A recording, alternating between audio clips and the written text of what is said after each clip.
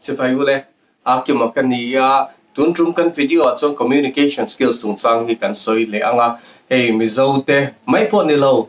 India rama om te chuan in sam chonga du to ka chong theya du sei theya hi communications anei tha kan han ti mai zela hi adik reng em ti te video hian kan sir hole don ani communications to skills ania art ania English to language ania chu wang chuan in sap chonga du to ka chong thei na zong kha an communication skills hi athabik chong mi alawa chu tiang pokin sap chonga chong thei lo te po kha communication skills ka thade kha lo nei ve thei ani a eng po chu ni se communications skills po azir theya tin speaking skills English speaking skills apo kha azir thei fet thawa communication skills tha nei tur a thil poi mo deuh te kan zir hole don ani communication skills chatak nei tur chuanin eye contact hi apoi mo emema mita in en tur kan ti thin kha mi kan va biak rengin kan mit in khodang te kan hoisan dei lo chuanin kan min ngai thatu po khanin kan thu soi khan ngai thadona tin ke mani po in mi thu soi kan ngai thakin kan mitin mundang te a hoison lawa an mani kan en chat khanin kan in ngai poi mo to na tin mit mang khanin enge kan soi tuma tam taka kha asiat theya chu bang chuanin eye contact kha poi mo emema apani na a chuanin body language kan taksa kan da dante tia kan che dante tin thil dang kan khoi sanem tia te khanin ain biak theya tongka chawa soi lo khanin hei Tarzan movie kan entry na man lai deu achuak te po ma khatianga po Tarzan khanin I trong in mi a bethelo ama aro chu akut zai zirte a om dana strang khanin mi in engi a soi tum ti kan she theya khatiang chi khan rom sa te po ani ang chu wang chuanin kan body language mang po hianin a in biak the kan body language azir kha te hianin I communication tha kan nei le nei lo te kha I ashil don ani adot lia chuanin kan voice tone kan oki ahi ania okisang deuh le okinhiam deuh te chu kan oma amairo chu mi in kan thu soi ngun taka an ngai thak du ngai thatura kan du ani chuanin kan oki kan apthil poimo kan soilaya kan oki han san hunte tin han niam hunte tin fia fai taka kan soi theina tura kan tona tekha apoimo tinani chu entirnan hei mizo te chu kaushana te kan hanin manga pathian thu soi te po aton ngai oki ngai pa ta minute som ni velte da kar chan vete thuan soi chuanin ani nom kan ti mai thina ni chu wang chuanin kan oki asan huna san dewa aniam huna niam le deute khatiang ang kha communication skills chane tur chuanin apoi mo emema kan oki te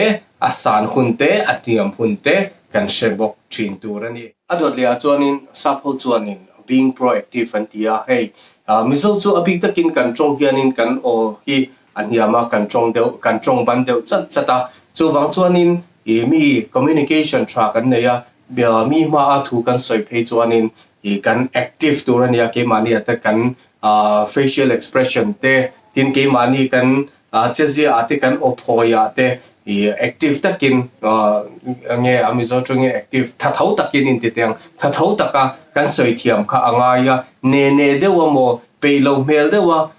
kan chong chuanin angai thatu tan po khana ngai thak kha cha kom lo thi nei chu wang chuanin active dewa thu soi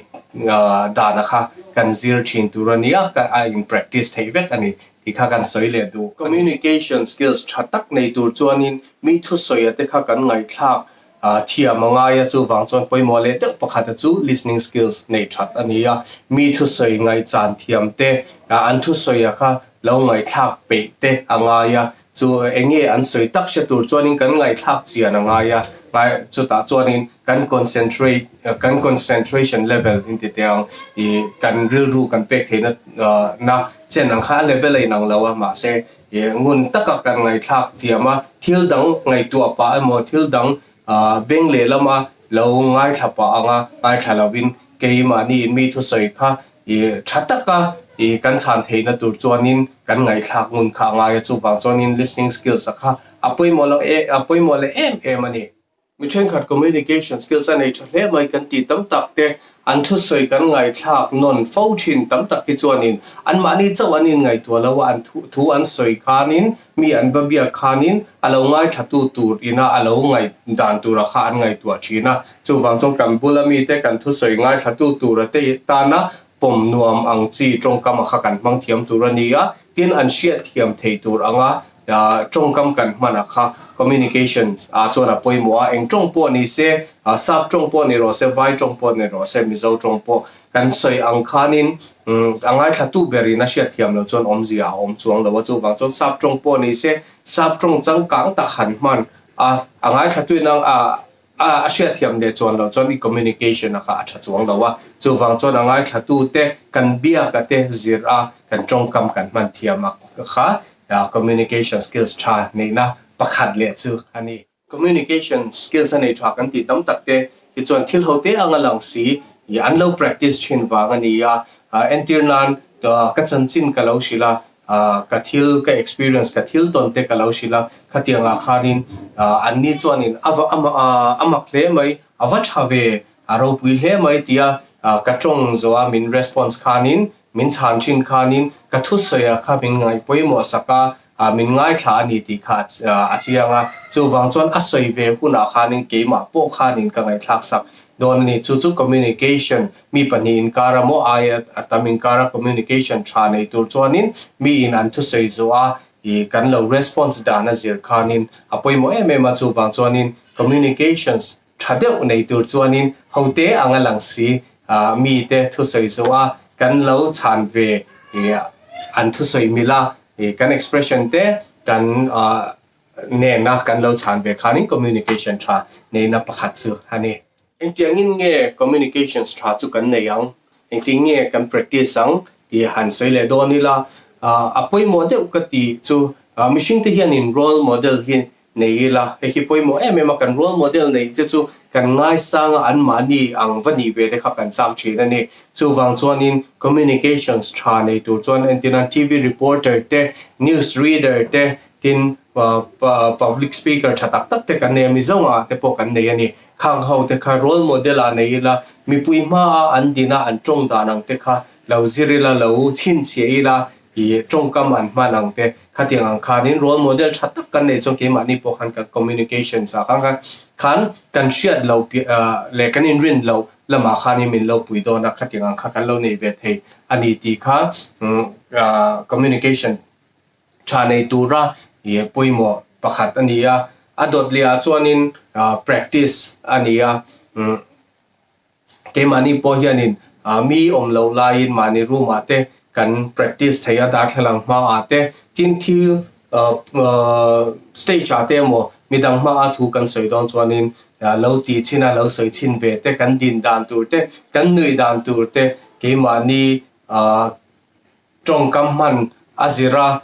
ke mani expression dan tur te khadar thlang ma te lo zir ve thei chaka chung chuan khatianga kan lo zira kan practice chuanin communication thatak hi anei ve thei ani atobera tan chuanin engchong po mangila mizo chong ani mo vai chong ani mo sap chong Spanish French mo engchong po mangila I kan thiam na la mo kan thiam na lo mo apoi mo per communication skills apoi mo per chu min ngai thatu ten kan thu soi kha an she thiam em ti kha apoi mo per chu anita ya thiam na ta ka chong thei chu du thu sa mani amai ro chu kan thu soi ya kha an she thiam le si lo chuan amo kan thu soi te an ngai thak pe le si lo chon om zia kha om do chuang lo chu bang chonin communications tha nei tur apoi mo te kan eye contact te kan body language te kan chong dan kan oki azir te tin kan fluent kan chong kan fluent dan azir te kha avai khana poi mo ko ve kan ya chu wang chonin khatiang zong zong kha